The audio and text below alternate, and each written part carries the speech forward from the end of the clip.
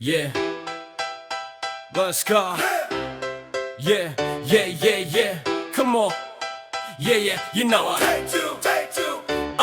Yeah. Air surut tapi hidup tak kembali. Yang tersisa hanya perut tak terisi. Janji dibagi sebelum kamera mati. Negeri kaya rakyat dibiarkan sepi. Keputusan penuh di tangan kuasa.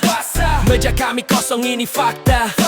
Bukan bencana yang paling keji, tapi keputusan yang membiarkan kami lapar hari demi hari. Kami selamat dari bencana alam, tapi diserang kelaparan pelan-pelan. The disaster ended on your screen, but here the nightmares still breathe. Aceh starving, Say it loud. After the flood, we're left on the ground. No camera, no trending cry. They cut the mic while children cry. Aceh starving. This is real, not a rumor, not an appeal. If media stay silent today, that silence is violence, make no mistake.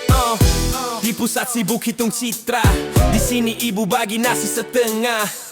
Anak belajar arti sabar, bukan dari buku tapi dari lapar. Mereka bilang situasi terkendali, sambil perut kami tak terisi. Controlled narrative, scripted lies, they bury Aceh out of sight.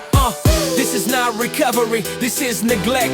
A slow execution wrapped in respect. When you block the aid, mute the press, you choose who eats, who press. Aceh starving, open your eyes. Post disaster, abandoned lives. No spotlight now, no breaking news, just silent deaths they never choose. Aceh starving, remember this name. History records who played the game. You muted the truth, you crossed the line. Aceh will speak with or without your mic. Kalian boleh bungkam berita, tapi lapar tak bisa disensor.